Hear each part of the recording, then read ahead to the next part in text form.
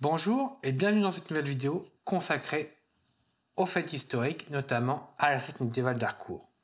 Vous pouvez retrouver d'ailleurs toutes nos vidéos concernant cette fête en playlist si vous êtes sur YouTube et bien sûr sur notre feed Instagram et sur TikTok. Dans cette vidéo, nous allons voir l'art du cirier. Le cirier, c'est quoi? Comme vous le savez, au Moyen-Âge, on devait s'éclairer. Et on s'éclaire avec quoi? Avec ceci. Ceci, c'est une bougie. Comment on pouvait fabriquer cette bougie? Alors déjà, dans un premier temps, comme vous le savez, l'église utilisait des cierges. Donc, le cirier ou le cierger, bien sûr. Donc, c'était l'art de fabriquer les cierges ou ces fameuses petites bougies pour l'utilisation au quotidien. L'église, eux, faisaient eux-mêmes leurs cierges. Mais pour l'utilisation au quotidien, notamment pour les paysans, mais aussi pour les nobles, il fallait des ciriers. Bien sûr, au fil du temps, une fois la grosseur souhaitée de la bougie, on pouvait très bien essayer, en la chauffant un petit peu pour qu'elle garde une plasticité, de former la bougie afin, bien sûr, d'avoir une bougie un peu plus esthétique et qui pouvait s'adapter sur les chandeliers. Je vous laisse maintenant avec la suite de la vidéo où l'intervenante fera une démonstration de comment elle fait une bougie. Je le rappelle, on est dans un environnement extérieur pendant la fête médiévale, donc il y a des visiteurs qui posent des questions à l'intervenante et donc c'est plus une vidéo démonstrative qu'une réelle interview directement avec l'intervenante.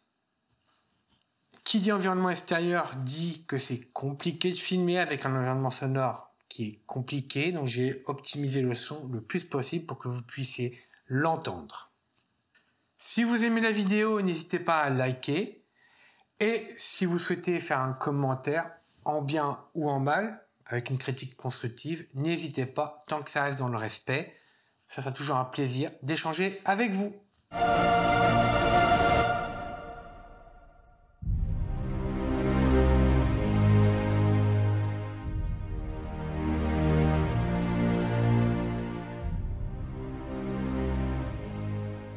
Sur des couches qui va vous donner mes bougies. En fait. Je pars de la mèche, donc fil de lin ou fil de chanvre, et puis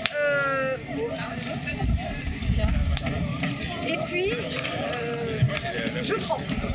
Parce qu'en fait, le moulage est arrivé à la fin du Moyen-Âge. Donc je ne peux pas vous en parler, je ne sais même pas que ça existe.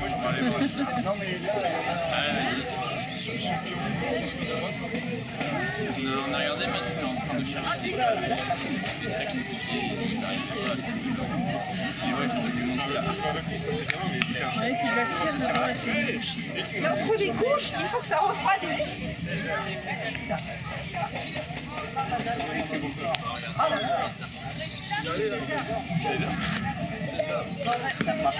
Ah bon, moi j'ai essayé l'émotion. Là, vous c'est de la cire. Oui, oui, c'est que de la cire, hein. 100% cire, il n'y a pas de... Donc ça fasse biflamme, comme ça je ne mets pas de fumée.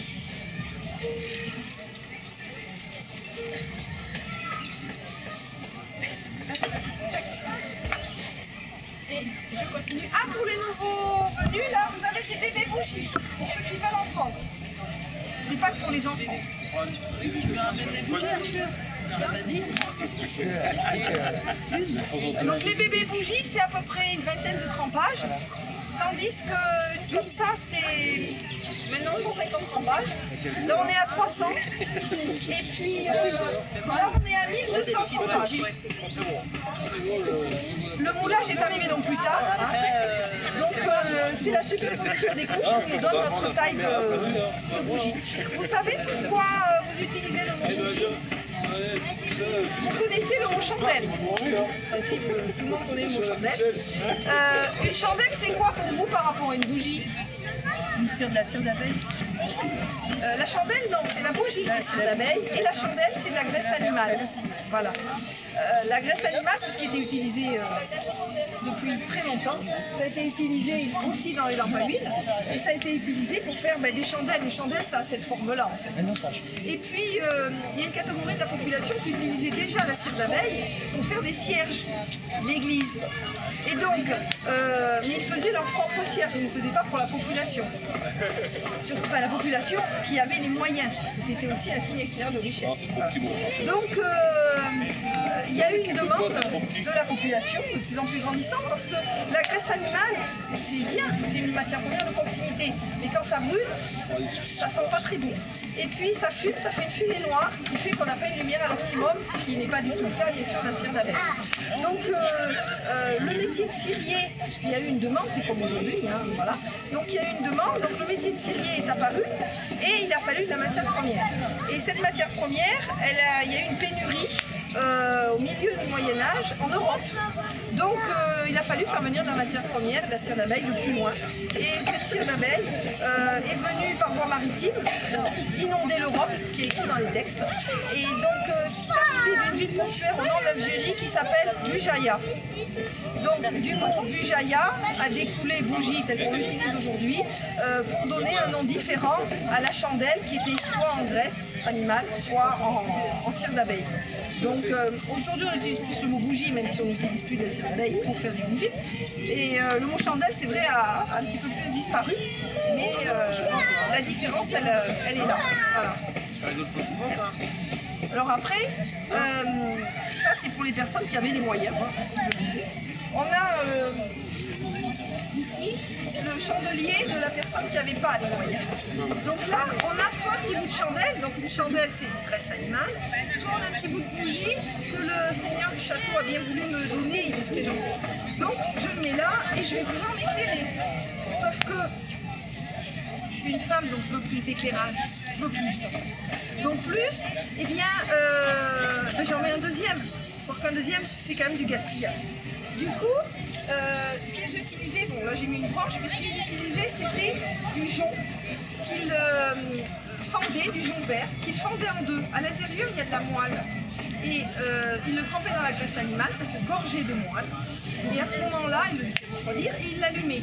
Donc ça ne brûlait pas vite parce que c'était vert, mais ça brûlait parce qu'il y avait de la graisse. Du coup, ça faisait un halo de lumière plus important à un coût relativement moindre.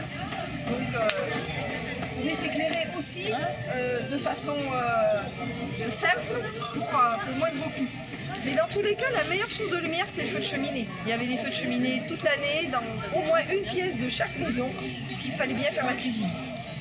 Donc, c'est vraiment la meilleure source de lumière, mais après, on ne peut pas l'emmener dans toutes les pièces non plus, on ne peut pas... pour le côté pratique... Allez, bien. En avant. Et il y avait des lustres de bougies, on a des lustres aujourd'hui, on peut imaginer bien sûr, des lustres de bougies. Et voilà. Et quand ça, à chaque fois, quand ça refroidit assez vite quand même, et surtout ça fiche très vite. Je vais prendre là par exemple, vous allez voir.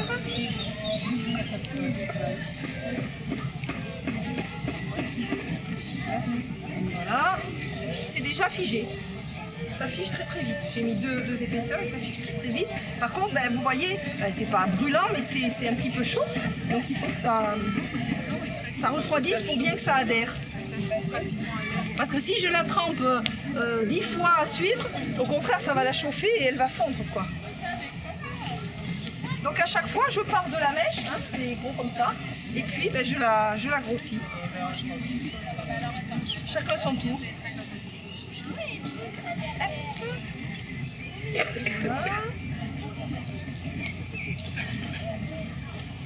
Et encore, et ainsi de suite, jusqu'à obtenir la taille voulue. Et après on passe là.